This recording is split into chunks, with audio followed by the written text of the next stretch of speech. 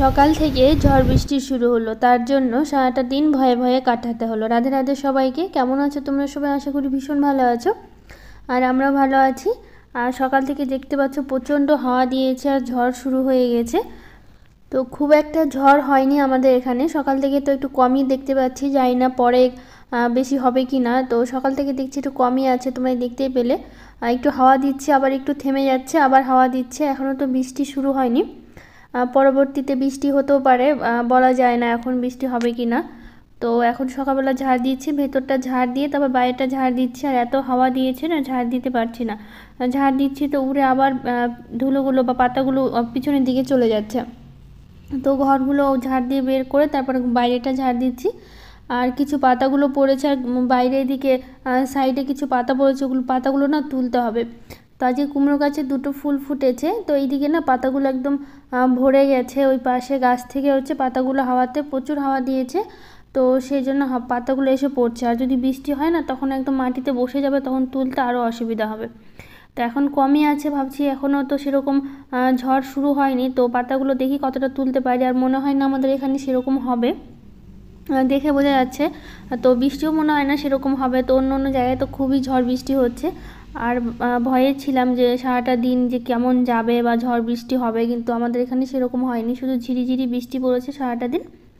আর হচ্ছে একটু হাওয়া ছিল, যেরকম হাওয়াটা দেখলে ওরকমই হাওয়াটা ছিল, একটু কমছে আবার একটু বাড়ছে, এরকমই ছিল।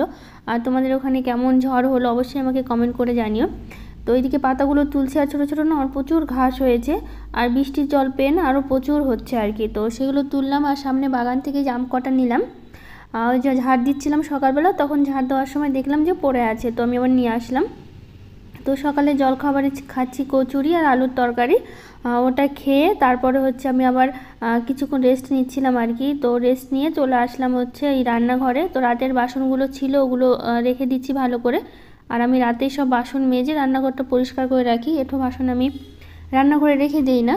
আমার জানি না, ভালো লাগে না এঁঠো বাসন রেখে দিতে। আমি একদম রাতে রান্নাঘরটা বাসন মেজে পরিষ্কার করে তারপর রাখি।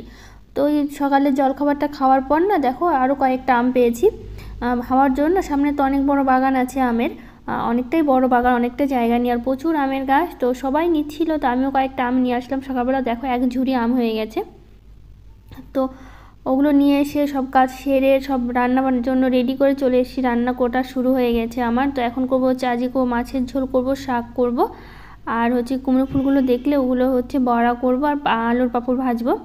তো আজকে করব হচ্ছে মাছের ঝোলের জন্য সব মশলাটা আমি বেটে নিয়ে তো এখন কষিয়ে নিচ্ছি আলু দিয়ে। সাথে আলুগুলো তো প্রথমে ভেজে তুলে নিয়েছি। আর আজকে করবো পাঙ্গাস মাছ এনেছে, তো একটু পেঁয়াজ রসুন দিয়ে করছি। আর পাঙ্গাস মাছটা না একটু পেঁয়াজ রসুন দিয়ে করলে খেতে বেশ ভালো লাগে, তো সেই জন্য পেঁয়াজ রসুন দিয়ে করছি, আর ভীষণ ভালো হয়েছিল খেতে। তো রান্নাটা আমার হয়ে গেছে, এদিকে আমি গরম মশলাটা দিয়ে দিচ্ছি। আর গরম মশলাটা না শেষ হয়ে গেছিলো, তো নতুন প্যাকেটটা কেটে তারপর হচ্ছে আমি দিলাম। তো এটা আবার ঢেলে রাখতে হবে কৌটাতে।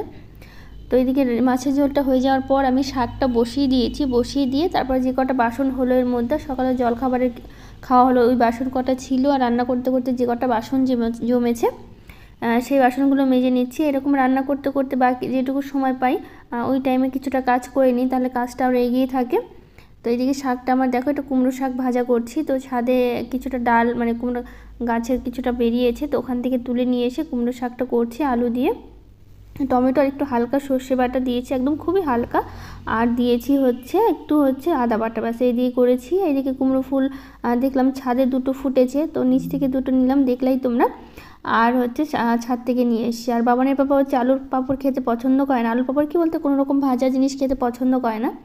তো আজকে বললে একটু মেঘলা মেঘলা আছে, ওয়েদারটা ঠান্ডা ঠান্ডা, তো কয়েকটা আলুর পাঁপড় ভাজো। তো সেই জন্য বাবানের পাপার জন্য কয়েকটা আলুর পাঁপড় ভেজে নিচ্ছি। আলুর পাঁপড় ভেজে আমরা হচ্ছে ভাত খেয়ে নেবো, এখন দুপুর হয়ে গেছে।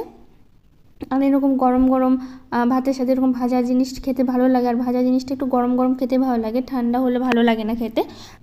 পাঁপড় ভাজা হয়ে গেলেই তো আমরা ভাত বেড়ে খেয়ে নেব, আর গরম গরম খেতে ভালো লাগে ভাজা জিনিসটা। তো এই যে ভাতটা বেড়ে নিয়েছি, আমাদের তিনজনের বেড়ে নিয়েছি, তারপর তিনজনে মিলে একসাথে খেয়ে নেব। তো আজকে বাইরে না প্রচুর ঝড় হচ্ছে, তো আজকের ব্লগটা আর বড় করব না, এখানেই শেষ করব। তো ব্লগটি ভালো লেগে থাকে একটা লাইক শেয়ার কমেন্ট করে দিও, আর আমার চ্যানেলটাকে সাবস্ক্রাইব